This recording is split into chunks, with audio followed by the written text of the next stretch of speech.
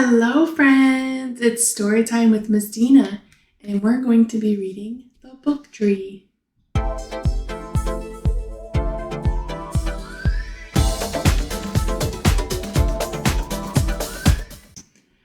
All right, friends, so today's story is called The Book Tree by Paul Zazak and Rasheen Kyrie.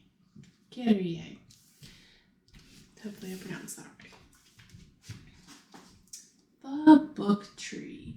Have you ever seen a book grow on a tree? Me neither. So this is a fiction book because it is not real.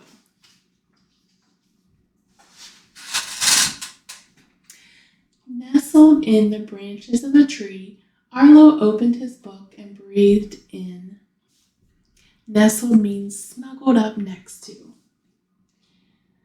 Beginnings were always the best part. They smelled as if anything were possible. He's talking about his books. Bunk. I'm sorry, Mayor. I got lost in my book and it slipped. Preposterous, which means totally unbelievable. Books are dangerous. I don't trust them.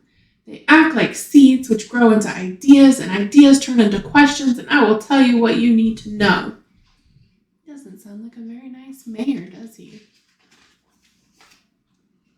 First, the mayor gathered every book in the library, and then every book in the whole town. He tore them up until all that was left was a single page that floated away in a passing breeze, a very light wind. Arlo chases after a page from one of the books the mayor tore up.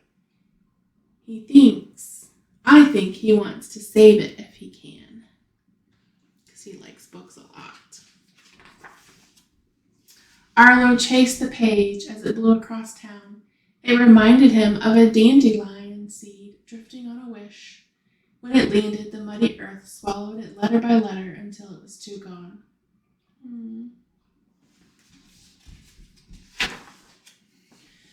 Arlo thought that perhaps the mayor was right. After all, he had been elected mayor. That means chosen by a group of people. He must know something. But without books, Arlo noticed changes wherever he looked. At school, teachers had nothing to read, so story time became nap time. Without cookbooks, restaurants served only dry cereal. No one went to the theater since actors had nothing to act out. And in the place Arlo loved most, all the shelves were empty. The library. All the shelves were empty.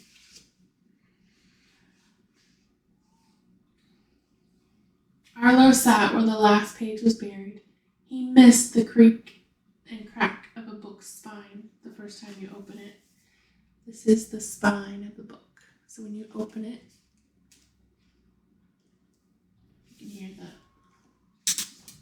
creaking and the cracking. Yep.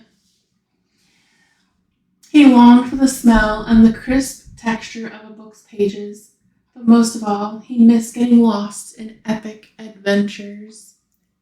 Long, exciting, and unusual experiences.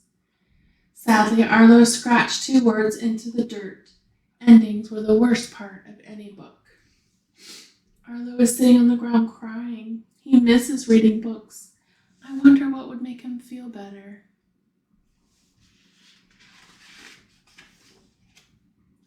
But as he stared at the words, they grew into an idea.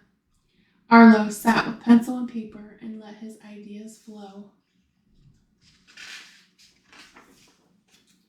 He read his stories out loud to anyone who passed by, but no one stopped to listen.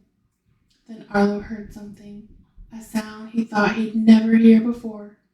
Again, that familiar crack and creak.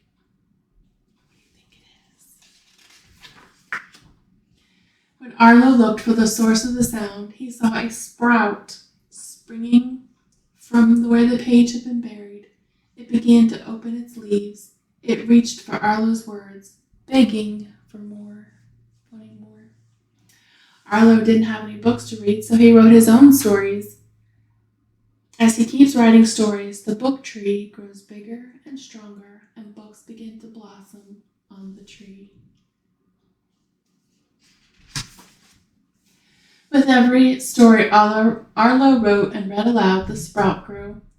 Arlo wrote a story about a giant, and the tree grew tall, stretching for the clouds. He wrote about a fire-breathing beast, and its branches became as strong as dragons' claws. He wrote about a magical swan made of paper, and blooms of tissue paper blossomed into books.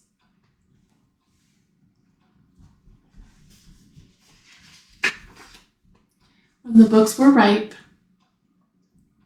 meaning they were finished growing and ready to pick, Arlo climbed into the branches of the book tree and breathed deeply, enjoying the fruits of his harvest. That means he was picking all the books. While Arlo read, a friend stopped under the tree. "I'm bored. There's nothing to do." "You could try reading," Arlo said. "Is that a book?" "Yep. Here. I love this story," Arlo said, giving her a hand up into the tree. The two shared the shady spot. Soon flocks of readers roosted on the limbs. Books spread through the town like pollen in the wind. People grew hungry for reading again. Some wrote their own stories and became book gardeners themselves. Fiery maples bloomed with picture books, willows wept with poetry, and fruit trees filled with cookbooks flourished. As the trees grew, the town blossomed.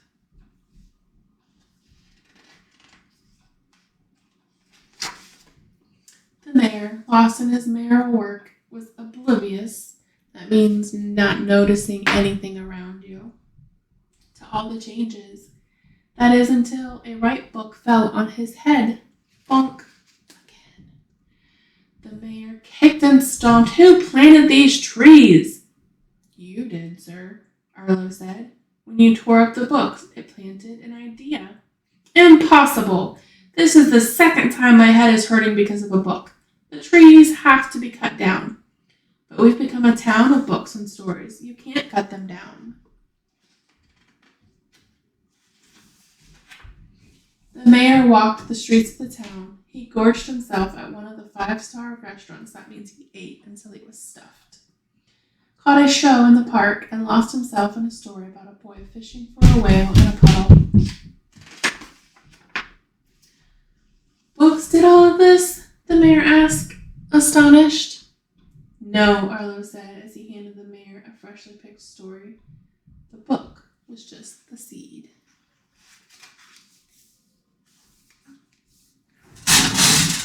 So I wonder why Arlo enjoys reading so much. What does Arlo like about reading books? Yeah, he likes the beginnings because there's so many possibilities. When you start the beginning of a book, you never know where it's going to go. In this picture, how can you tell that Arlo is sad that the books are gone? Let's go back to the picture. Let's take a look. How can you tell that he is sad? Yeah, there's tears in his eyes. Yeah, that would be a good indicator that he's sad. Arlo missed the books, but then he had an idea. He could write his own stories. What happened when he started sharing the stories he wrote?